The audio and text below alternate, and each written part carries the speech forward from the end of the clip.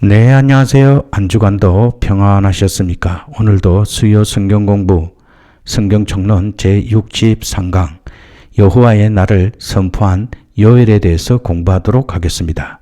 요엘서는 전체가 3장으로 기록된 분량이 작은 선지서입니다. 따라서 오늘 우리는 요엘서 서론과 요엘서 전체를 공부하도록 하겠습니다. 요엘서의 저자와 기록 연대, 먼저 요엘서의 저자를 살펴보겠습니다. 요엘서에는 버두엘의 아들이라는 언급 이외에는 선지자 요엘에 관한 직접적인 기록이 되어 있지 않습니다. 그러나 성전과 제사에 관한 그의 지식이나 예루살렘에 대한 잦은 인용으로 미루어 보아 요엘이 성전이 있는 예루살렘 근처에 살았던 것으로 추정할 수 있습니다. 또한 제사장들에 대해서 신랄한 비난을 서슴지 않았던 것을 보면 요엘 자신이 제사장은 아니었던 것 같습니다. 요엘은 예루살렘 성전에 관한 메시지를 전했던 선지자들 가운데 한 사람으로 분류됩니다. 그리고 요엘서의 기록 연대에 대해서 살펴보겠습니다. 요엘서의 기록 연대에 대해서는 정확한 언급이 없습니다. 하지만 요엘의 기록 연대에 대한 추측은 주전 9세기부터 마카비 시대에 이르기까지 다양했습니다. 그리고 제사장에 대한 언급이 많이 나타나는 것으로 보아 요아스 왕 초기인 주전 830년경으로 기록 연대를 잡고 있습니다. 그리고 요엘서의 주제와 기록 목적에 대해서 살펴보겠습니다. 요엘서의 주제는 여호와의 날입니다. 여호와의 날은 하나님의 섭리로 열국을 심판하시고 이스라엘만이 구원받는 국가적 선민의식이 반영된 날입니다. 그러나 요엘은 그 소망의 날이 죄로 인해 심판과 애통의 날이 될 것임을 선포합니다. 죄가 있는 한 이스라엘의 선민의식은 근거 없는 교만으로 두려운 심판만이 그들의 목전에 있었습니다.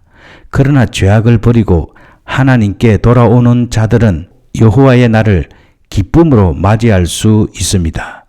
그러므로 여호와의 날에는 이처럼 은혜와 심판이라는 양면성이 있습니다.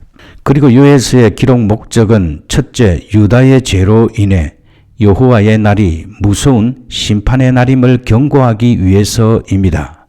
당시 백성들은 여호와의 날이라고 하면 구원의 즐거운 날로 알았기 때문에 그 날을 사모하였으나 요엘 선지자는 그 날을 멸망의 날, 캄캄한 날, 심히 두려운 날임을 알리려고 하였습니다. 둘째, 임박한 여호와의 날을 어떻게 준비할 것인가를 알리기 위해서였습니다. 요엘은 겸손히 회개하고 하나님께 돌아오도록 권면하였습니다. 셋째, 하나님이 주실 영적 축복을 체험하도록 준비하게 하며 또한 여호와의 날이 온 세상을 최종적으로 심판하시는 때임과 동시에 하나님 나라가 완성되는 날임을 만민에게 가르치는 데 목적이 있습니다. 그리고 요엘서의 특징과 내용 구성에 대해서 살펴보겠습니다. 요엘서의 특징, 첫째, 메시아 예언의 책이라는 점입니다. 요엘서 2장 23절에 이른 비와 늦은 비는 성격상 메시아를 가리킵니다. 두 번째로는 성령 강림의 약속입니다. 요엘서 2장 28절에 내 신은 이라는 말씀은 성령에 대한 일반적인 표현으로 성령은 언약을 통하여 새롭게 된 사람들 모두에게 임하게 될 것입니다. 그리고 성령 받은 사람은 다가올 심판을 견딜 만큼 강건해지며 하나님과 직접적인 관계가 열려지게 될 것입니다. 그리고 셋째는 묵시적 종말론의 책입니다. 요엘 선지자는 여호와의 날을 언급하면서 이 여호와의 날이 종말론적인 구원의 날이 될 것이라고 선포하였습니다. 그래서 요엘서가 묵시적인 종말론, 곧 이스라엘뿐만 아니라 이방 나라들을 포함한 우주적인 종말론을 맨 처음 선포한 책이라고 말합니다. 요엘서의 내용 구성은 크게 두 부분으로 나눌 수 있습니다. 요엘서 1장 1절에서 2장 17절과 요엘서 2장 18절에서 3장 21절로 나눌 수 있습니다. 첫 번째 부분은 메뚜기 재앙에 관한 내용으로 여기에서 언급된 메뚜기는 여러 가지로 해석이 됩니다. 곧 실제 메뚜기 떼의 출현 또는 이방인들의 침략 물결에 대한 풍류적인 표현 또는 유대인들이 가장 최근에 겪었던 하나님의 징계에 대한 묵시적인 설명 등 다양한 의미로 해석이 됩니다. 두 번째 부분은 여호와의 날에 초점을 맞추고 있습니다. 그날은 이방 나라들을 위한 징계가 내려질 것이나 유다와 예루살렘 위에는 축복이 임할 것입니다. 그리고 성령을 부어주시고 여러 가지 이적과 기사에 관한 소식이 마지막 그날에 들려올 것입니다. 먼저 일부러 우리는 요엘서 1장과 2장 말씀을 통하여서 여호와의 날의 징조에 대해서 살펴보겠습니다. 선지자나 예언자는 일반 백성들이 눈이 어두워 보지 못하는 역사의 현실을 바로 보고 미래를 예견합니다. 그러나 일반 백성들은 자신들의 현재의 삶에만 관심이 있기 때문에 역사나 미래를 바라보지 못하고 준비하지도 않습니다. 요엘서의 상황도 마찬가지입니다. 하나님은 당신이 택한 종인 요엘을 통해서 하나님의 심판을 알리셨고 하나님 앞에서 바로 살지 않고 있는 이스라엘 백성들을 징계하고 책망하셨습니다. 요엘서 1장에는 메뚜기로 인한 재앙과 경고의 말씀이 기록되어 있습니다. 요엘서에 나오는 메뚜기 재앙은 여호와의 날과 관련이 있는 것으로 이스라엘의 멸망을 가리키고 있습니다. 요엘은 이런 메뚜기 재앙을 통해서 이스라엘 백성들의 죄를 지적하고 선민에게 따르는 책임을 강조하려고 하였습니다. 또한 요엘서 1장 4절에서 임한 재앙이 필연적이라는 것을 강조하려고 하는 것입니다. 따라서 요엘은 이스라엘 백성들에게 모두 다 회개할 것과 제사장들에게 금식일을 정하고 성회를 선포하고 하나님과의 관계를 회복하도록 촉구하였습니다. 즉 이것은 하나님의 심판을 준비해야 할 것을 말씀하시는 것입니다. 하나님은 그의 자녀들이 날마다 당신과의 교제 속에서 살기를 원하고 계십니다. 그러나 인간은 연약하여서 하나님의 뜻보다는 자신의 뜻과 정욕을 위해 살아가기 쉽습니다. 그래서 하나님은 어떤 재앙이나 시련을 통해서 그의 백성들의 잘못을 지적하고 회개의 기회를 주시기도 하십니다. 우리는 이런 하나님의 시련과 징계를 깨달을 수 있는 영적인 통찰력을 지닐 수 있어야 합니다. 이스라엘 땅의 황폐함도 결국은 인간이 만들어낸 죄악의 결과인 것입니다. 요엘서 2장 1절에서 11절 말씀에는 여호와의 날에 대한 두려움을 말씀하고 있습니다. 요엘은 메뚜기 떼의 위용을 침략군으로 비유하였습니다. 여기서 침략군은 아수르 군대를 상징합니다. 먼저 아수르의 침입과 종말론적인 심판에 대해서 살펴보겠습니다. 요엘은 메뚜기 재앙에 대한 묘사와 심판에 대한 경고를 통해 아수르 군대를 특별히 언급하였습니다. 그리고 메뚜기 재앙은 아수르 군대의 침입의 전조이며 아수르 군대의 침입은 결국 미래에 임할 종말론적인 심판의 전조임을 밝혀주었습니다. 요엘서 2장 1절에 나오는 호각은 양의 뿔로 만든 나팔로 아주 먼 옛날부터 전쟁을 알릴 때 혹은 위급한 상황을 알릴 때 사용되었습니다. 여기서는 전쟁 상태의 영적인 기초를 강조하는 말로 쓰이고 있습니다. 그리고 요엘은 여호와의 날을 어두움, 침침함, 구름 등에 비유하고 이중 비유법을 사용하여서 강력한 적군의 공격을 나타내기도 하였습니다. 우리가 여기서 알 수 있는 것은 하나님은 세상을 심판하시는 분이시다라는 것입니다. 요엘이 선포한 여호와의 날은 하나님의 심판의 날이었습니다. 그날의 두렵고 참혹한 상황은 전에도 없었고 이후에도 없을 만큼 엄청난 모습이며 이로 인해 세상 사람들과 온 우주가 두려움에 떨게 될 것이라고 말하였습니다. 이런 일을 주장하시는 이는 다름 아닌 하나님이십니다. 따라서 우리는 이러한 공의로우신 하나님의 신실하신 모습을 통해 최후의 세상을 심판하시는 분임을 늘 기억하며 경건한 삶을 살아야 합니다. 그러나 하나님께서는 이러할지라도 요엘서 2장 12절에서 17절 말씀을 통하여서 회개를 권고하십니다. 여호와의 날이 임박했음을 안 요엘은 이스라엘 백성들에게 과거의 잘못과 불성실에서 하나님께로 돌아오라고 가르치고 있습니다. 또한 하나님은 금식일의 선포와 함께 진정한 회개를 말씀하십니다. 바로 이것은 공동체적인 회개 운동을 말씀하는 것입니다. 여호와의 날이 임박했음을 안 요엘은 백성들에게 통회하는 심정으로 회개 기도하며 성회로 모일 것을 촉구하였습니다. 이것은 단지 개인적인 회개 기도뿐 아니라 국가적 회개 운동 또한 하나님의 심판을 면할 수 있는 길임을 나타내는 것입니다. 그러면서 하나님은 은혜와 자비의 하나님이시기 때문에 백성들의 회개가 받아들일 수 있다고 요엘은 말하였습니다. 따라서 요엘은 금식일을 정하고 성회를 선포하게 됩니다. 먼저 금식일에 대해서 살펴보겠습니다. 금식일은 본래 형식적인 것이 아니고 하나님 앞에서 겸비와 회개를 표현하는 신실한 애통의 행위이었습니다. 그러나 후대에 이르면서 내적인 통회는 빠뜨리고 쓸데없는 형식으로 거행이 되었습니다.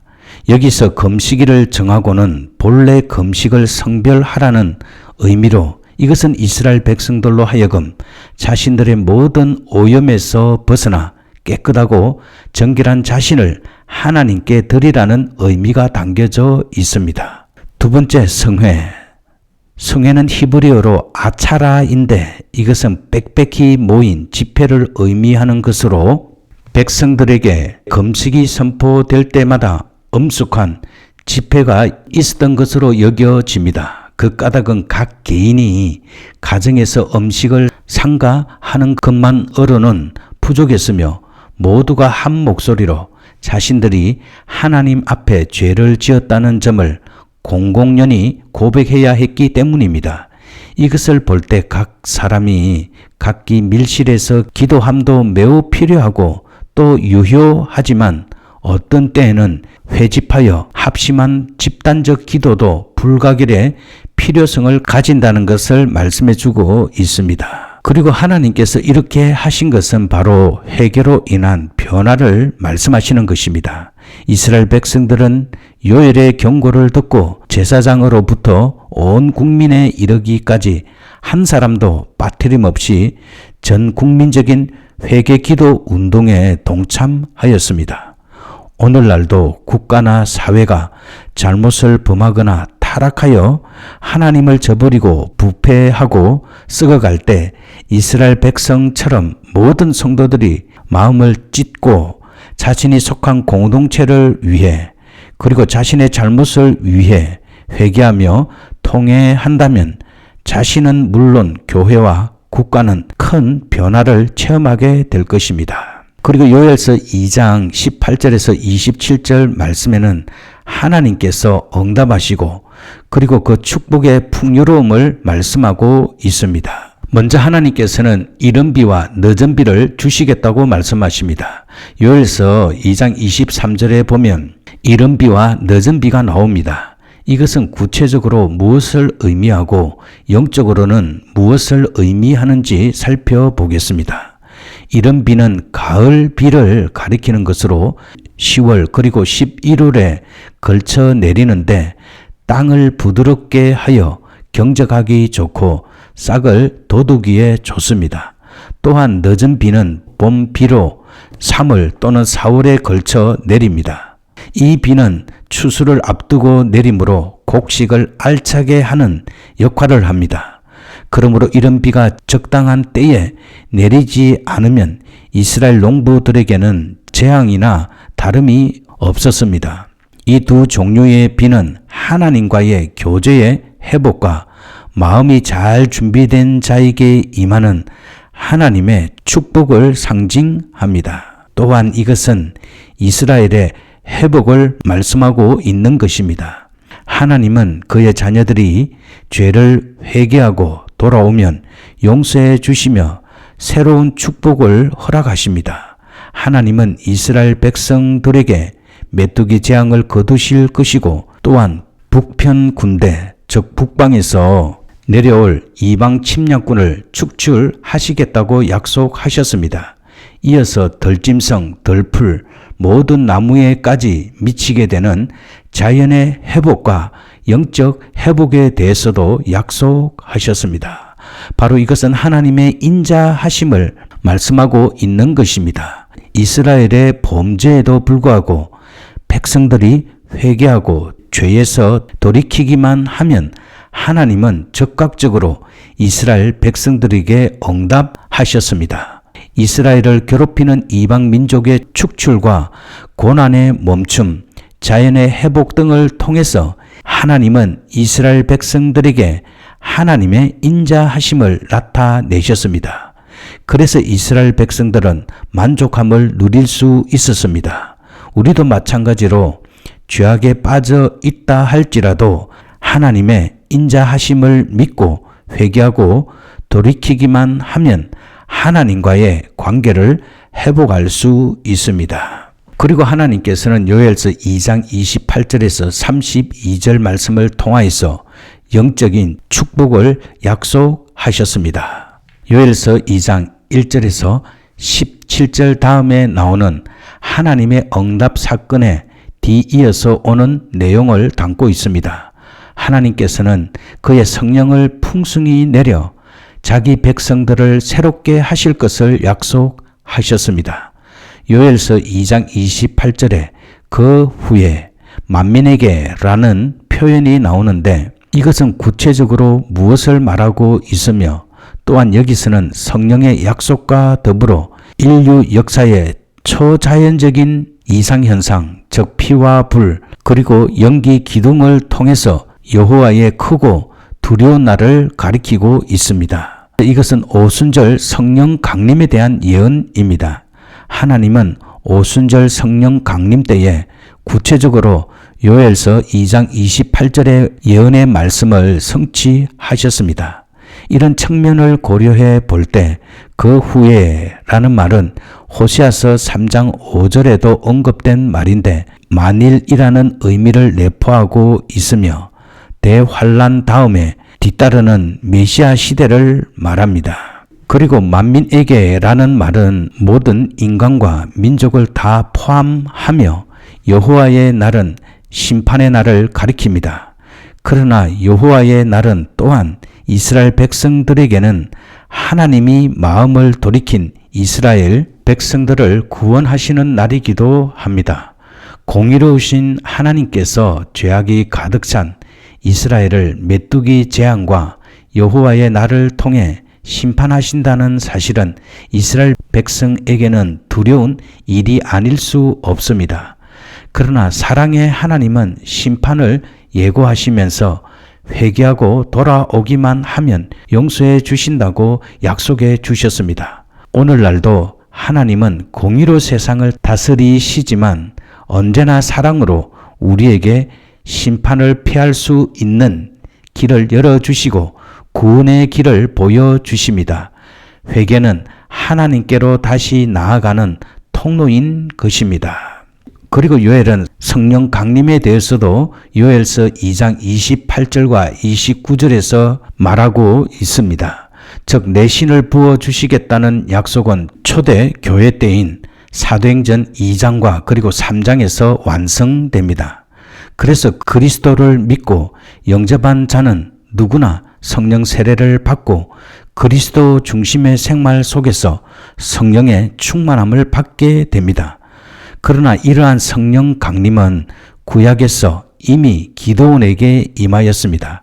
사사기 6장 34절에 보면 여호와의 신이 기드온에게 강림하시니 라고 기록하고 있고, 사무엘상 11장 6절에서도 사울이 하나님의 신에 크게 감동되매 라고 기록하고 있습니다. 또한 신약에서도 오순절 이전에 예수님께서 요단강에서 물로 세례를 받으실 때에 성령이 임하셨습니다.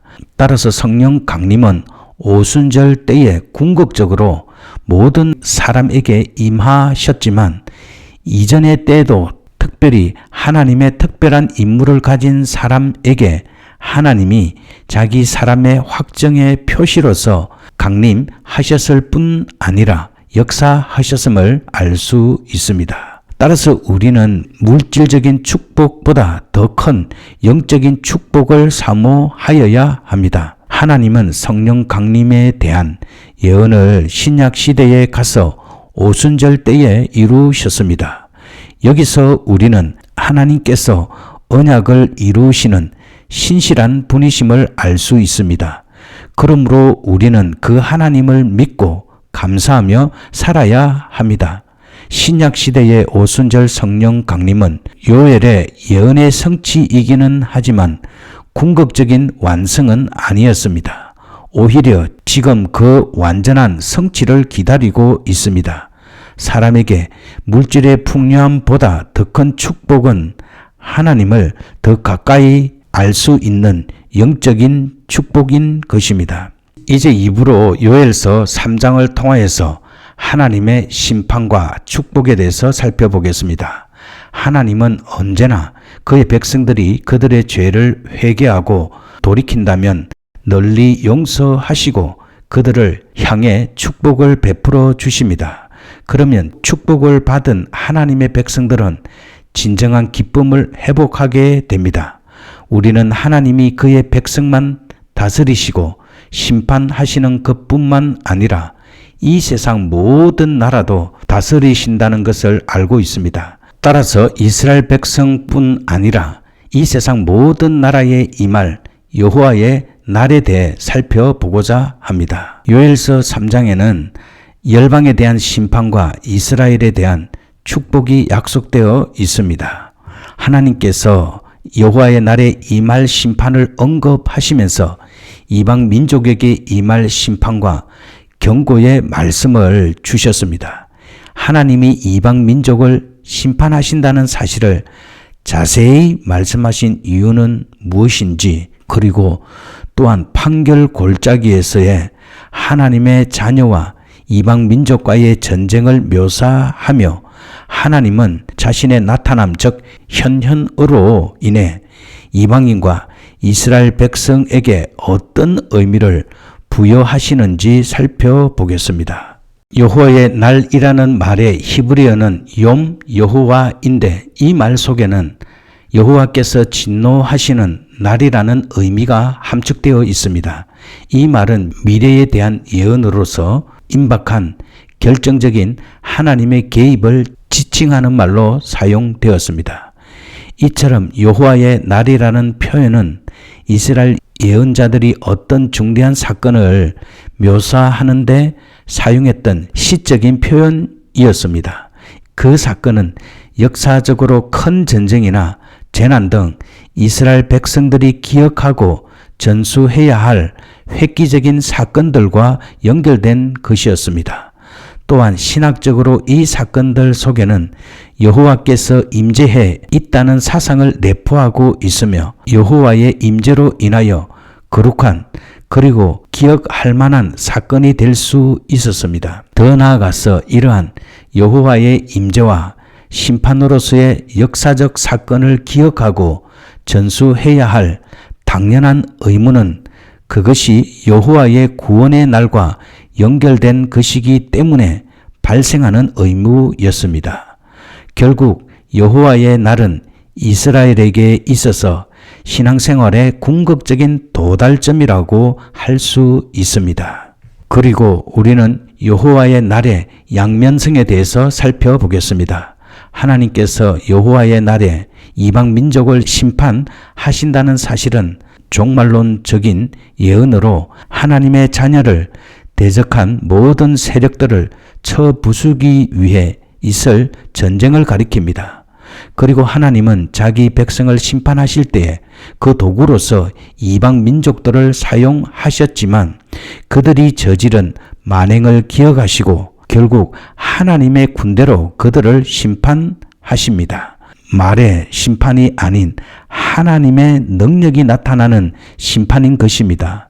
또한 하나님의 나타나심 즉 현현은 이방 민족들에게 몹시 두려운 일이었지만 그의 백성들에게는 보호에 대한 확신과 힘이 되어 주시며 하나님의 임재로 인한 구속의 능력과 지속적인 기쁨을 알게 해 주는 것이 되기도 합니다. 따라서 요엘서가 말하고 있는 하나님은 온 세상을 주관하시는 분이십니다. 하나님은 자기 백성뿐만 아니라 그 백성을 괴롭히던 이방 민족까지 심판하신다고 말씀하고 있습니다. 하나님의 백성을 회복시키시는 그때가 그들을 괴롭히는 이방 민족에게는 심판의 때가 됩니다. 비록 이전에는 자기 백성을 심판하시기 위해 이방 민족을 도구로 사용하셨지만 결국 하나님의 능력으로 이방 민족을 심판하신다는 사실은 우리에게 큰 위로와 힘이 됩니다. 하나님은 그의 자녀들이 죄악에서 돌이키면 널리 용서하시고 그 백성으로 인하여 땅을 회복시키실 뿐만 아니라 성령을 보내셔서 자신을 더 알게 하시고 구원 받게 하시는 영적인 복까지 허락하셨습니다. 세상을 심판하시는 여호와의 날은 믿지 않는 자와 회개하지 않는 자에게는 심판과 멸망의 날이지만 하나님의 자녀인 우리에게는 구원과 축복의 날이 됩니다. 그렇기 때문에 우리는 하나님의 심판을 기다리면서 소망 중에 기뻐하고 세상 물질보다 하나님을 아는 것에 더 만족을 느끼며 살아야 합니다. 네, 오늘 우리는 요엘서 서론과 1장에서 3장 말씀을 살펴보았습니다. 우리는 요엘서를 통해 여호와의 날이 무서운 심판의 날이라는 것을 배웠습니다. 그리고 그 임박한 여호와의 심판의 날을 어떻게 준비할 것인가를 또한 공부하였습니다. 요엘은 여호와의 날이 임하기 전에 겸손히 회개하고 하나님께로 돌아와야 한다고 우리들에게 말하고 있습니다. 따라서 우리는 그 나라를 바라보며 회개에 합당한 삶을 살아야 합니다. 세상을 심판하는 여호와의 날은 하나님의 자녀인 우리에게는 구원과 축복의 날이 됩니다. 따라서 우리는 하나님의 심판의 날을 기다리면서 소망 중에 기뻐하고 하나님을 아는 영적인 복을 누리며 살아야 합니다. 우리 모두가 다 이렇게 살게 되시길 주 예수 그리스도 이름으로 기도합니다. 아멘.